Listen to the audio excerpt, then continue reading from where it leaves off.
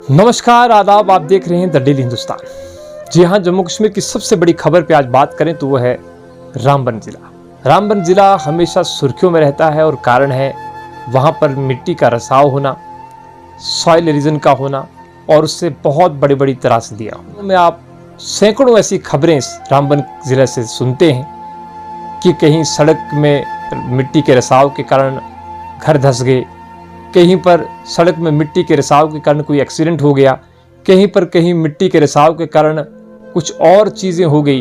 और उसी के चलते आपने देखा कि आज जिला रामबन के परनोत इलाके में 58 से ज़्यादा घर जो है मिट्टी के रिसाव के कारण, ज़मीन धंसने के कारण ज़मीन दोज हो गए, क्षतिग्रस्त हो गए। रामबन के अंदर स्थिति ये है कि 500 से भी अधिक लोग जो हैं उन्हें सुरक्षित स्थान पर लेने की प्रक्रिया जो है स्थानीय प्रशासन द्वारा की जा रही है। लेकिन अब इन परिवारों का क्या होगा, सवाल ये पैदा होता है। ये परिवार जब से इस क्षेत्र के अंदर रहते हैं, इनकी ज़मीनें, इनका घर, सब कुछ नष्ट हो गया है। इस समय ज़रूर युद्ध स्तर पर जो है वहाँ पर एक ऑपरेशन चलाया जा रहा है, जिसमें एसडीआरएफ की टीम हो, गैर सरकारी संस्थाएं हो, एनजीओ जो जिसे हम कहते हैं, या वहाँ का स्थानीय प्रशासन हो, वहाँ की पुलिस हो, सेना के लोग हों, सभी लोग इस ऑपरेशन में बढ़ चढ़कर हिस्सा ले रहे हैं और कोशिश कर रहे हैं कि प्रभावित क्षेत्र के लोगों को सुरक्षित स्थानों पर पहुंचाया जाए और उनका अब जो नुकसान हुआ है उसके बाद कम से कम जानी नुकसान को बचाया जाए। कुछ लोग इसे प्राकृतिक आपदा कहते हैं, यानी कि नेचुरल डिजास्टर कहते हैं। आंकलन चलते रहेंगे। रामबन की त्रासदी पे बातें बड़े लेवल पर भी होंगी, नेशनल चैनल्स पर भी होंगी, सोशल मीडिया पर भी होंगी, लेकिन कहीं ना कहीं इसका समाधान जो है उस पर काम करना एक बड़ी प्रतिबद्धता इस समय प्रशासन और वैज्ञानिकों की होनी चाहिए। क्योंकि क्या आने वाले समय में रामबन क्षेत्र वहाँ के लोगों के लिए सुरक्षित है या नहीं, ये एक बहुत बड़ा सवालिया निशान पैदा करता है। और इस समय आपदा का शिकार हुए हैं, जो घर प्रभावित हुए हैं, जिन लोगों के घर टूटे हैं, जिन लोगों के आशियाने उजड़े हैं, इनकी कितनी जल्दी मदद हो पाएगी, एक ये भी सवाल इस समय खड़ा है। क्योंकि लोगों को फिलहाल राहत की आवश्यकता है। लोगों के जो घर टूटे हैं, लोगों के जो घर उजड़े हैं, सरकार उसमें कितनी जल्दी कोई कार्रवाई करती है, सरकार इसमें कितनी जल्दी कोई मदद करती है, वो देखना होगा।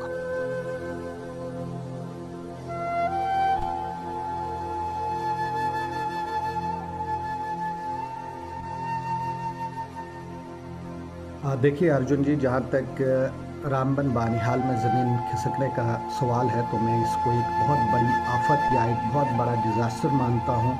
और इस बड़े डिज़ास्टर पे मैं अपनी बात रखूं तो मैं समझता हूं कि ये एक छोटा मुंह और बड़ी बात होगी, क्योंकि इस पे एग्जैक्ट जो रोशनी है वो जियोलॉजिस्ट ही डाल सकते हैं। लेकिन जहां तक मेरा अपना नॉलेज है, मेरा अपना इल्म है, तो मैं मानता हूं कि किसी भी एरिया में ज़मीन खिसकने या ज़मीन धंसने का दारोमदार उस एरिए की मिट्टी की बनावट, मिट्टी की साखत, उस एरिए का बेडरॉक स्ट्रक्चर, या हम कहेंगे कि जियोलॉजिकल फॉर्मेशन, या हम कहेंगे कि जो ज़मीन की अंदरूनी साखत है उस पर डिपेंड करता है। उस ज़मीन की जो इंटरनल फॉर्मेशन है उस पर अगर थोड़ी सी भी चेंज आ जाए तो उस एरिए की ज़मीन का धंसना या खिसकना जो है वो लाजमी होता है। जहाँ तक रामबन गोल का सवाल है तो हम सब जानते हैं कि ये एक पहाड़ी एरिया है, और पहाड़ी एरिया होने के नाते यहाँ का जो बेडरॉक स्ट्रक्चर है वो भी एक यूनिक किस्म का होता है। उस बेडरॉक स्ट्रक्चर में अगर थोड़ी सी भी चेंज आ जाए तो जाहिर सी बात है वहाँ ज़मीन जो है खिसक भी सकती है, धंस भी सकती है। अगर हम ब्रॉडर प्रॉस्पेक्ट पे देखें तो चिनाब बेल्ट, या हम कहेंगे रुगूल या रामबन जो है, ये एक्टिव सिस्मिक जोन एरिया में आ जाता है। और यहाँ पे टेक्टोनिक प्लेट्स की मूवमेंट जो है होती रहती है, जिसकी वजह से यहाँ पे छोटे मोटे ज़लज़ले या भूचाल आते रहते हैं। इन छोटे मोटे ज़लज़लों या भूचाल की वजह से यहाँ पे चट्टानों का खिसकना कॉमन सी बात है, और जब चट्टानें खिसकेंगी, अपनी जगह छोड़ेंगी, तो ज़मीन भी धंस सकती है और ज़मीन जो है अपनी जगह छोड़ सकती है। इसके अलावा अगर हम दूसरी वजूहात पर ध्यान दें तो ज़मीन के अंदर अगर चेंजेस आ जाए, जिसमें सबसे बड़ा कारण जो है ज़मीन के अंदर का वाटर टेबल है। अगर वाटर टेबल जो है कम हो जाए, वाटर टेबल ज़्यादा हो जाए, तो ज़मीन के अंदर का जो बेड रॉक स्ट्रक्चर है उसमें चेंजेस आ जाती है। उससे भी ज़मीन धंस सकती है, खिसक सकती है। अगर हम इस रामबन एरिया की बात करें तो हम सब इस चीज़ से बखूबी वाकिफ़ है कि वहाँ पे लैंड यूज़ जो है आजकल कैसे हो रहा है। चाहे हम हाइड्रो इलेक्ट्रिक प्रोजेक्ट्स की बात करें, चाहे हम रोड प्रोजेक्ट्स की बात करें, या चाहे हम डिफॉरेस्टेशन की बात करें, या चाहे हम बाकी वाला जो लैंड यूज़ है उसकी बात करें, या हम कहें जो रिवर बेड से है उनकी में अगर जो ये एक्सेसिव माइनिंग है उनकी बात करें, तो ये सब जो है बहुत ज़्यादा पैमाने पे हो रहा है, जिसकी वजह से मैं ये समझ सकता हूँ कि वाटर टेबल जो है उस एरिया का उसमें काफ़ी चेंजेस आ गई हैं। अगर वाटर टेबल में चेंजेस आ गई तो जो बेड रॉक स्ट्रक्चर है, या हम कहेंगे जो चट्टानें हैं, वो अपनी जगह से खिसकना शुरू हो गई हुई है, जिसकी वजह से उस एरिया का जो बेड रॉक स्ट्रक्चर जो है वो चेंज हो गया है। तो ज़मीन जो है खिसक रही है, ज़मीन जो है वो धंस रही है। ये एक मेरे ख्याल में एक बड़ा कारण हो सकता है। जो भी हो, तो मैं ये कहूँगा कि जब तक ना वहाँ जियोलॉजिकल एक्सपर्ट विज़िट करें, वो पूरी स्टडी करें और एक पूरा जो है एक्सपर्ट ओपिनियन दें, तब तक हम जो है इस पे पूरी बात जो है नहीं कर। आंकलन चलते रहेंगे।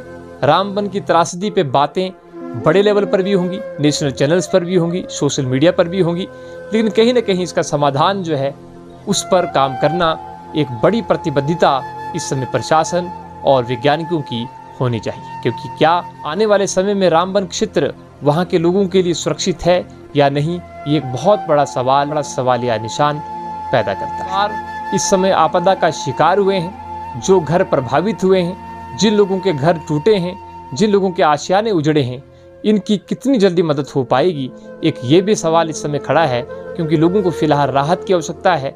लोगों के जो घर टूटे हैं, लोगों के जो घर उजड़े हैं, सरकार उसमें कितनी जल्दी कोई कार्रवाई करती है, सरकार इसमें कितनी जल्दी कोई मदद करती है, वो देखना होगा। क्योंकि अधिकतम समय पर यह होता है कि सरकारी मदद पहुंचने में कई वर्ष, कई साल लग जाते हैं और लोग सरकारी मदद को सिर्फ तरसते हैं, और सरकार सिर्फ और सिर्फ आपदा के समय में जाकर भोजन, खाना पीना, टेंट और रहने की व्यवस्था के सिवाय कुछ और बड़े लेवल पे कुछ करना हो तो वो दिखाई नहीं देता। और हम मीडिया के माध्यम से भी अपनी जम्मू कश्मीर सरकार से ये अनुरोध करेंगे कि कम से कम प्रभावित घरों को मुआवजा दिया जाए। प्रभावित घरों को अगर वहाँ पर सुरक्षित स्थान नहीं है तो वहाँ उनको शिफ्ट करके सुरक्षित स्थानों पर उन्हें जगह घर बनाने के लिए दी जाए, ताकि वहाँ के लोगों को जो इस समय असुविधाएं है, जो लोग इस समय इस बारिश के मौसम में, इस ठंड के मौसम में, इस कड़कड़ाती ठंड में अपने बच्चों के साथ अपने आशियाने उजड़ने के बाद जिस प्रकार से कम्युनिटी हॉल में रह रहे हैं और वहाँ पर अपना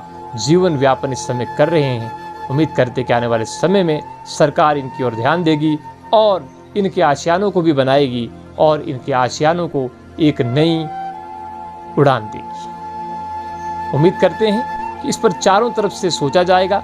सरकार अपने लेवल पर सोचेगी और वैज्ञानिक दृष्टि से वैज्ञानिक भी इस पर ज़रूर रिसर्च कर रहे होंगे कि क्या कारण है कि रामबन के अंदर ये त्रासदियाँ लगातार बढ़ती जा रही हैं। आप भी एज ए एक्सपर्ट आप भी ज़रूर एक कमेंट करें और ज़रूर नीचे लिखें कि चिनाब रीजन के अंदर इस प्रकार की घटनाएं बढ़ने का सबसे अधिक और सबसे बड़ा कारण क्या हो सकता है। आप सभी लोगों का द डेली हिंदुस्तान देखने के लिए बहुत बहुत धन्यवाद।